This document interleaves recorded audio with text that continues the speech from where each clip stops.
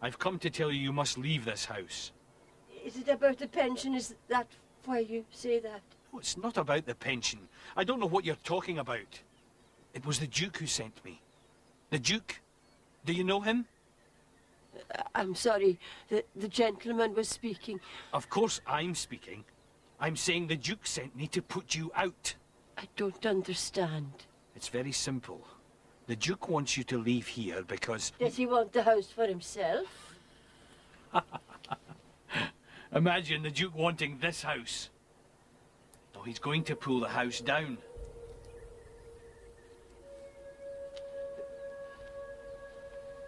My mother used to sit in that chair.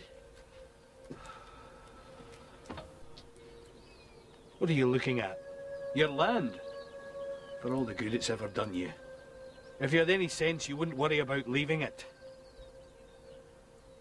This new house will be in the north by the sea. My father and mother are buried in the churchyard. Yes.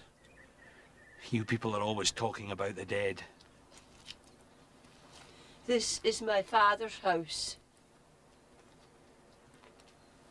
We thought the house belonged to you. We were told it belonged to you. Of course, your father couldn't possibly be alive. Can you tell me, why does the Duke want the house? I've told you he's going to pull it down. He needs the land for the sheep. But sheep don't have souls. The gentleman knows that. But they need land, and they need your land, and this house is in the way. Do you understand? Please, God, don't let them take the house away from me. Don't let them take the house away from me. God won't let you. I don't want your new house by the sea. And you can tell the Duke he can keep the pension if that's what's worrying him. You'll have to leave just the same. God won't let them put me out. You haven't got much longer. And remember what I told you. You'll get a new house. Don't you worry about that. But you'll have to leave. You've got no longer than a week.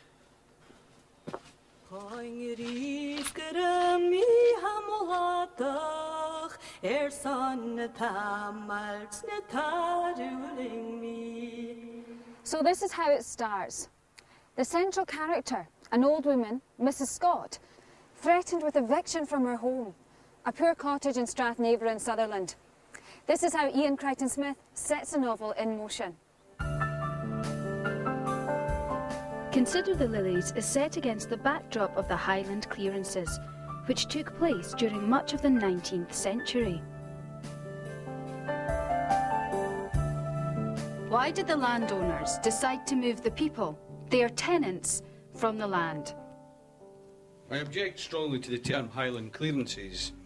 We were involved in a policy of resettlement, a programme of rural development similar to those undertaken throughout Europe to develop the land more economically. More profitably, replacing people with sheep. You are turning people out of their homes. According to my figures, approximately 10,000 people will have been evicted from the Strathnaver estates within 10 years. 10,000! We were offering them new homes, a new way of life. Already we had seen wide-scale immigration to the colonies to escape the hardships they endured. What his lordship and the countess were proposing was to shift their tenants to a more profitable endeavour, fishing. What about your methods, Mr. Seller? Do you not resort to burning people out of their homes, leaving them to search for food and shelter? The countess herself insists on a proper degree of firmness in these matters. For my part, I am scrupulous in my duty. I visit each tenant personally. I give them due notice according to the law, and I offer appropriate resettlement on the coast. I have even staggered the removals, we do not call them evictions, to lessen the distress of the tenants. Mr. Seller, isn't it true that in April 1816 in Inverness, you will face trial before Lord Pitmilly on the charges of culpable homicide, oppression and real injury? I have written here wickedly and maliciously setting on fire and burning homes. 2 people died as a result. It is also recorded that a jury of my peers took only 15 minutes to find me innocent of all the charges brought against me. One final point. At Galsby Inn in December 1813, an auction was conducted for the leaseholds of Strathnaver. There was only one bidder for such a profitable tenancy. Can you confirm the identity of this entrepreneur? I was the purchaser.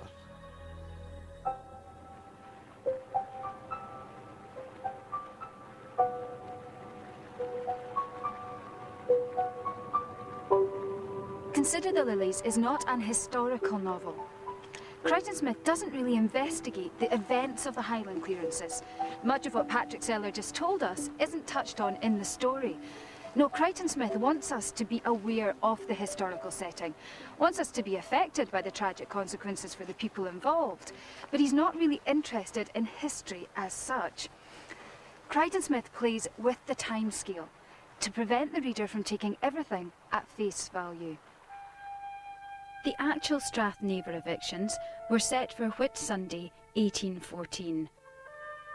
But Donald MacLeod refers to the Battle of Waterloo, which didn't take place till the following year. The men who volunteered to join the Sutherland Highlanders to fight in the Spanish Peninsular Wars went in 1800.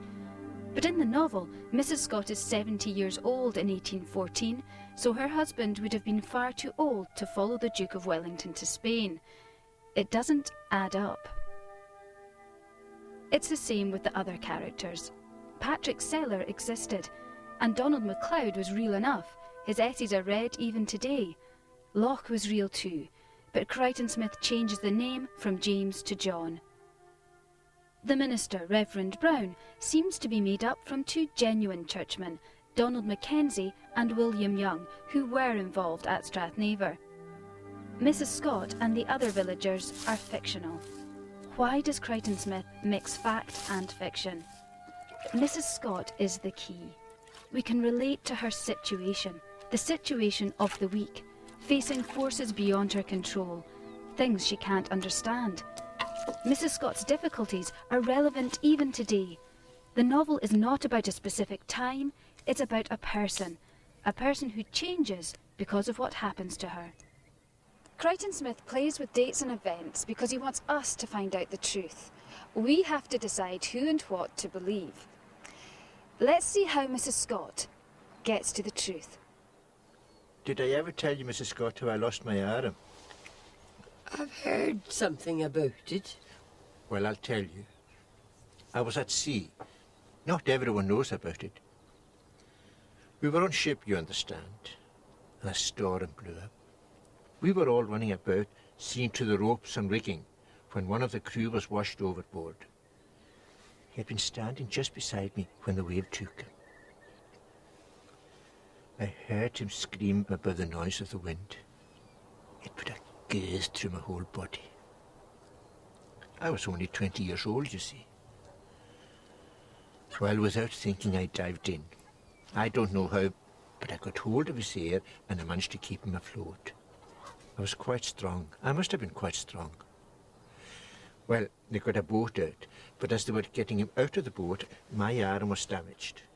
That's what happened to me. Of course, I had to leave the sea. Do you know the difference, Mrs. Scott, between what I was then and what I am now? Well, I'll tell you, I wasn't married then, Mrs. Scott. I think a new house might be a good idea, Mrs. Scott. No. Does the Bible say anything about helping widows, Mr. Mackay? No, I don't think so. There's not a text about that. Not about widows. There didn't need to be. But there's a text that says, consider the lilies, how they grow. They toil not, neither do they spin. Yes, there is that text. I've read that text. Well then. Mrs. Scott, am I going to let my family starve because there's a text in the Bible which says you don't need to work any more than the flowers? Why are you